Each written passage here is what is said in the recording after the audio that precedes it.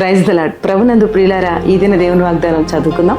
భయపడకుడి, వారిని చూచి దిగులు పడకుడి, నీతో కూడా వచ్చేవాడు నీ దేవుడైన యెహోవాయే అని ఈ దినమున ప్రభు తన మాటను వాగ్దానంగా మనకు అనుగ్రహిస్తూ ఉన్నాడు. ఏ రీతిగా ఈ దినమును ప్రారంభించున్నావో, ఎటువంటి భయము ఆందోళనతో దిగులతో ఈ దినాన్ని ప్రారంభించున్నావో ప్రభుని చూస్తూ ఉన్నాడు.